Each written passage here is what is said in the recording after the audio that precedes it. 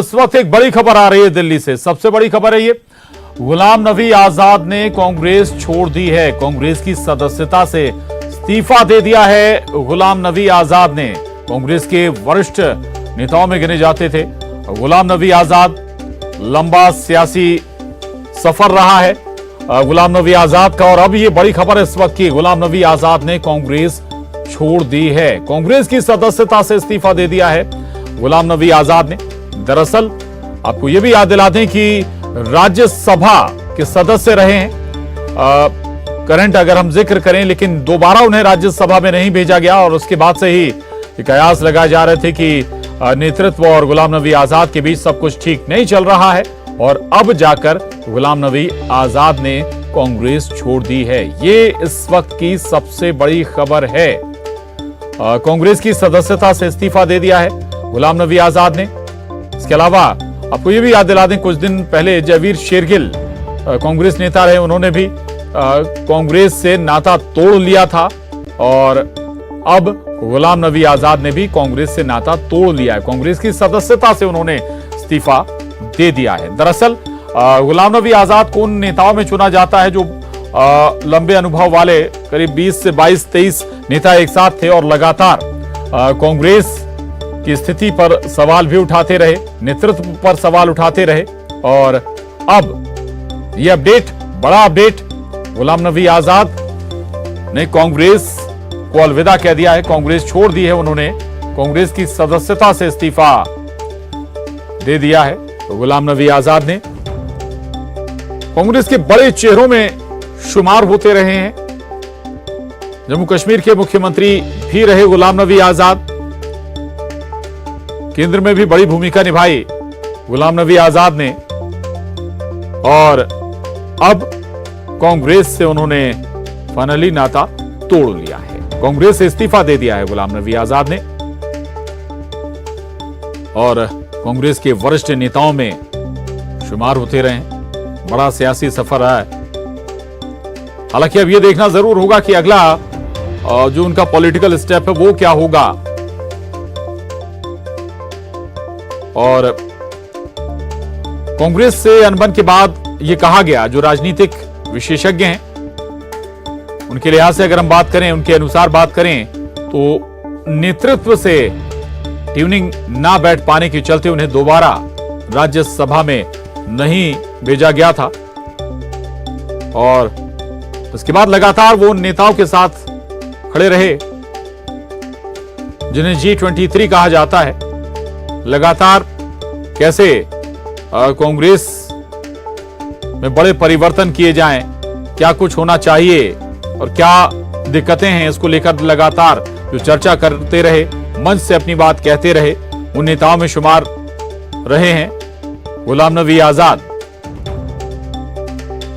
और अब उन्होंने पार्टी भी छोड़ दी है, कांग्रेस से उन्होंने इस्तीफा दे दिया कांग्रेस की सदस्यता से।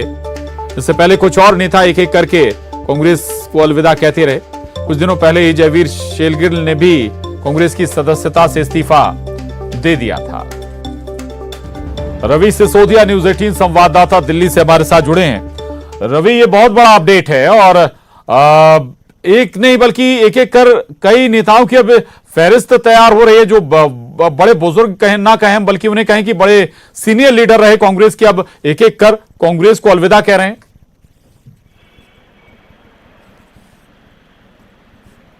प्रशांत, बिल्कुल सही कह रहे हैं आप। जो कांग्रेस के लिए है वो अच्छा समय नहीं चल रहा है। अभी हाल ही में परसों ही जयवीर शेरगिल ने कांग्रेस के प्रवक्ता के पद से इस्तीफा दिया है, और इससे पहले भी जो तमाम बड़े नेता हों, चाहे कपिल सिब्बल का नाम लें आप, या RPN सिंह का नाम लें, जितेंद्र सिंह का नाम लें, सुष्मिता देव का, उससे पहले फिर अगर आप 2018 की बात करें तो सरकारी मध्य प्रदेश की चली गई। अशरफ, थोड़ा सा ये भी बताएं, कोई और भी नाम इस सूची में अब शामिल हैं क्या, और क्या इसका आधार तभी से बन गया था जब राज्यसभा में गुलाम नबी आजाद को नहीं भेजा गया था? अशरफ, बिल्कुल, देखिए प्रशांत, ये जो नाराजगी है गुलाम नबी आजाद, ये काफी लंबे समय से चल रही है। G23 की जो सदस्य थे, जो इसमें वो वकालत कर रहे कि नेतृत्व का परिवर्तन हो, ये तभी से है।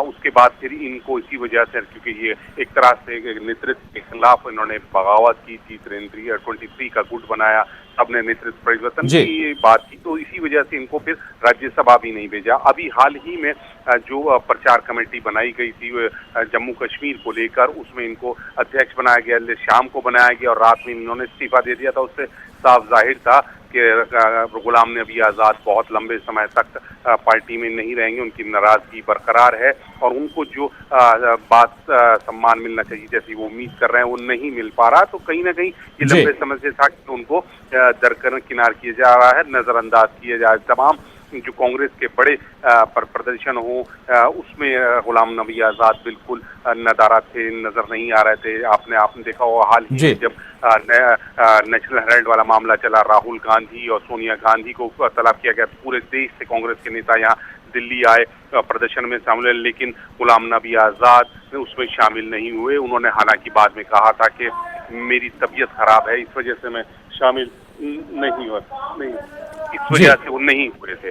तो अब हालात देखिए कितने बदलते हैं, क्या होता है, वो इसी के नजर से ही सब काम चल रहा है कि गुलाम नबी आजाद को ये आज कदम उठाना पड़ा और अपना पद छोड़ना पड़ा है, कांग्रेस की प्रथम सदस्यता से इस्तीफा देना पड़ा। जी बिल्कुल। अशरफ, अगला पॉलिटिकल स्टेप क्या हो सकता है, क्या बता रहे हैं सोर्सेज? क्योंकि गुलाम नबी आजाद के मोदी से भी अच्छे संबंध रहे हैं, लेकिन एक दूसरा क्राइटेरिया जो शायद 74 साल वाला, वो इनके ऊपर फिट ना बैठे, तो क्या गुंजाइश आगे के लिए गुलाम नबी आजाद के लिए? अशरफ, प्रशांत, देखिए ये जो राजनीति है सब तमाम संभावनाओं पर चलती है और इसका जो सीधा उदाहरण है हमारे पास, जब इनकी राज्यसभा से विदाई हो रही थी तब खुद प्रधानमंत्री ने गुलाम नबी आजाद के व्यवहार को लेकर उनके राज्यसभा में जिस तरह से प्रश्न किए, जिस तरह से व्यवहार किया, उसकी तारीफ की गई थी और उसके बाद से लगातार ये कयास लगाए जा रहे थे कि हो सकता है कि कांग्रेस से दामन छोड़ने के बाद वो भाजपा का में शामिल हो जाए। लेकिन हाँ, अभी भी ये उम्मीद है कि हो सकता है कुछ वो राजनीतिक बड़ा फैसला ले और कहीं चले जाएं जिससे उनको बड़ी जिम्मेदारी दी जाए। जी अशरफ रहेगा, लौटूंगा आपके पास। और हमारे साथ रजनीश अग्रवाल जी जुड़ रहे हैं, प्रदेश मंत्री बीजेपी।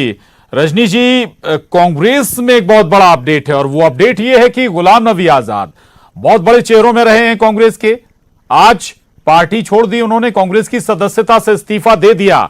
क्या रिएक्शन है आपका इस पर? देखिए, ये तो होना ही था। जिस प्रकार से गुलाम नबी आजाद जी जो खांटी कांग्रेसी रहे, कांग्रेस के CWC के मेंबर रहे, राज्यसभा में नेता प्रतिपक्ष रहे हैं, वो मुख्यमंत्री रहे जम्मू कश्मीर की और लंबे समय से वो कांग्रेस के लिए ही काम करते रहे हो, कांग्रेस को खुल्लम खुल्ला आगाह करते रहे, आपको पता होगा। और जो G23 करके जो ग्रुप बना था कांग्रेस का, जो कांग्रेस को चेताने वाला था, जो असंतुष्टों का ग्रुप था, उसको वो लीड भी कर रहे थे। तो जो उन्होंने बात कही वो बात कांग्रेस ने सुनी नहीं, क्योंकि ये पब्लिक डोमेन में है, किसी परिवार का मसला नहीं है। जनता में एक राजनीतिक दल की अंतरकथा है और अंतरकथा ये है कि उसमें लोकतंत्र कुचला जा रहा था, उसमें विचारधारा की हत्या हो रही थी, उसमें भारतीयता की हत्या हो रही है, लगातार टुकड़े टुकड़े गैंग को संरक्षण दिया जा रहा है और वो प्रवृत्ति जो कांग्रेस की है वो कांग्रेस को तो ले डूब रही है, इस देश का माहौल भी खराब कर रही है। और वो व्यथा उन्होंने व्यक्त करते हुए कहा था, वो वीडियो मेरे पास आज भी मौजूद है, कि कांग्रेस अगर ऐसे ही चलती रही तो 50 साल तक सत्ता में आने की कोई संभावना नहीं है। ये गुलाम नबी आजाद जी ने कहा था और उनकी बातों पर स्वाभाविक है, जो एक खानदान के चापलूस नेता कार्यकर्ता कांग्रेस में हैं, वो कांग्रेसियत का भला कर ही नहीं सकते, वो इस देश का भला कर ही नहीं सकते, क्योंकि उनके लिए सबसे बड़ा देश नहीं, उनके लिए सबसे बड़ा एक खानदान है। और उस खानदान के कारण जो कांग्रेस का बेड़ा गर्क किया है, वो उसके व्यथा को लेकर उन्होंने अपनी पीड़ा लगातार उजागर की है और आप इस्तीफा भी दे दिया। जी, हालांकि रजनीश जी, एक तर्क कांग्रेस की ओर से जरूर दिया जाता है और लगातार कहा जाता है कि भाई जो उम्र दराज नेता थे, जब उन्हें थोड़ा सा युवाओं को उन्हें हटाकर युवाओं को मौका देने की कोशिश हुई, तो ये सभी जो सीनियर नेता हैं ये अब अपनी पार्टी के खिलाफ ही बोलने लगे। इनमें कई नाम गिनाते हैं, G23 का जिक्र आप भी कर रहे थे। देखिए, ये G23 में तो बिलो 60 भी हैं, G23 में सब 65 के पार या 70 के पार नेता नहीं है, एक बात। दूसरी बात, गुलाम नबी आजाद जी कहते थे कि मुझे ना मुख्यमंत्री बनना है ना मैं प्रधानमंत्री बनने वाला हूँ। अगर पार्टी कांग्रेस अच्छी होगी और जनाधार बढ़ेगा तो प्रधानमंत्री मैं तो नहीं बनने वाला हूँ। जिनको बनना है वो जरूर सोचें, ये उनके कथन हैं जब उन पर ये आरोप लगा करते थे।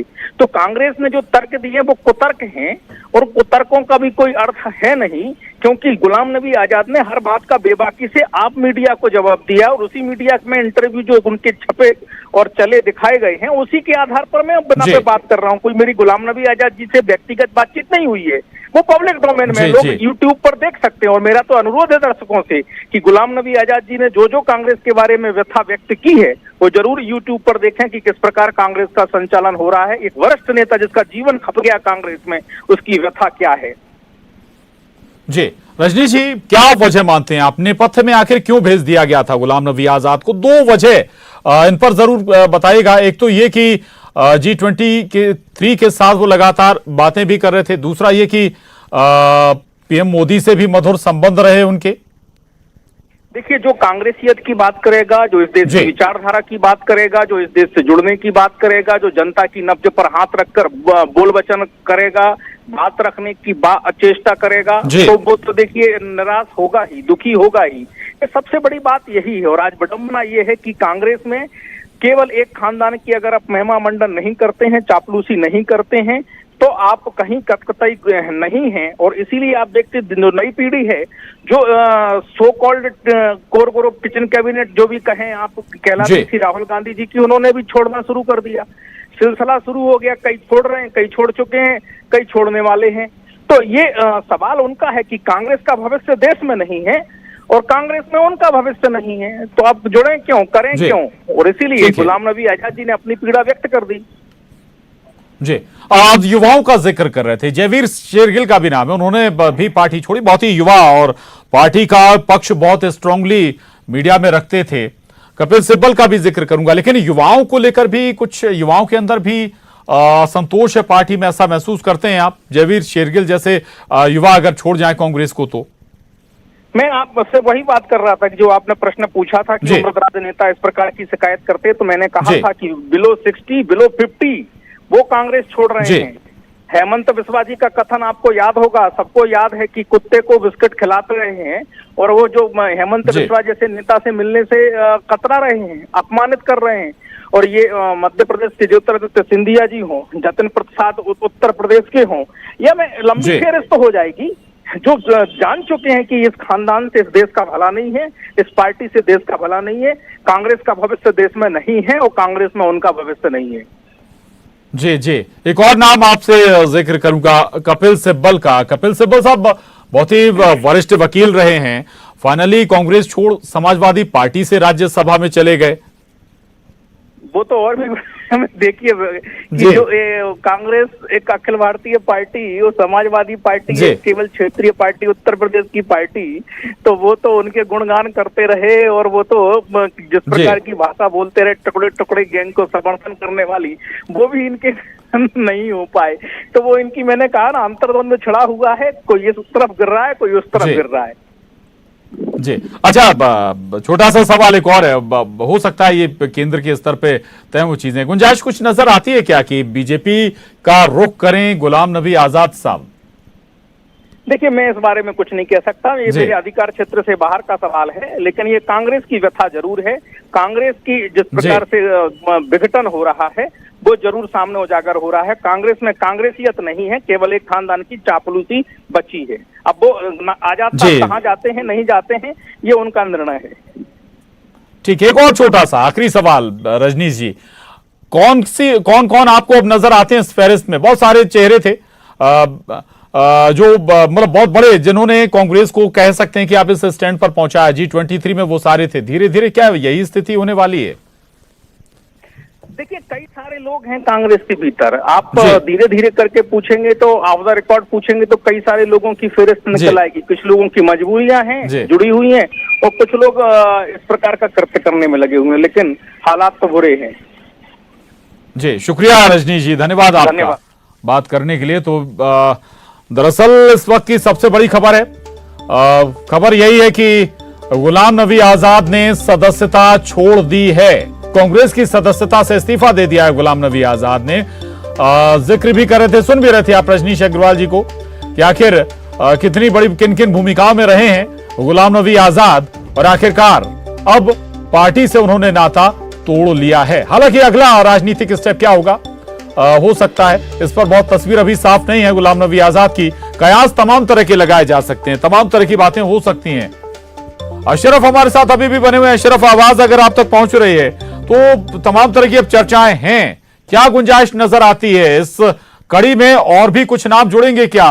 बहुत सारे चेहरे जिनका जिक्र G23 में होता रहा है। हाँ बिल्कुल, देखिए प्रशांत, अगर इसी तरह से हालात चलते रहे और जैसे जैसे 2024 का लोकसभा चुनाव नजदीक आएगा तो इस तरह की और भी आपको चेहरे और नाम आपको नजर आ सकते हैं कि कांग्रेस का दामन छोड़कर उन्होंने किसी और दल का दामन थाम लिया या उसकी सदस्यता ले ली। क्योंकि फिलहाल जो स्थिति नजर आ रही वो ऐसी ही आ रही है कि कांग्रेस के अंदर असंतुष्टों की संख्या अब ज्यादा होती जा रही है, और या ये कहें कि वो मुखर हो रहे हैं और वो अपनी बात सीधे आकर पब्लिक डोमेन में रख रहे हैं, क्योंकि वो सीधा सीधा आरोप लगा रहे हैं कि हम लगातार राष्ट्रीय नेतृत्व से बात करना चाहते हैं, लेकिन वो मुलाकात नहीं हो पाई। जैसा कि शेरगिल साहब ने इस्तीफा देते हुए कहा था कि मैं पिछले 1 साल से राहुल गांधी से मिलने का समय मांग रहा हूं, नहीं मिला। तो इसी तरह के जो और भी असंतुष्ट होंगे जिनको राष्ट्रीय नेतृत्व से नहीं कहीं कोई उनकी बात सुनी जा रही, उनको नजरअंदाज किया जा रहा है, तो आने वाले समय में आप देखेंगे कई इस तरह के चेहरे और बड़े नाम हो सकते हैं, क्योंकि बहुत साफ प्रशांत की यहाँ पर राजनीति है और राजनीति में संभावनाओं पर सबसे ज्यादा चलती है। बिल्कुल, संभावनाओं की गुंजाइश हमेशा रहती है और ये संभावना हमें जम्मू कश्मीर की सियासत से जोड़कर भी देखना चाहिए। जम्मू कश्मीर में बहुत कुछ बदला है, देखना होगा क्या कुछ आगे स्टेप होता है गुलाम नबी आजाद का। शुक्रिया अशरफ जानकारी के लिए।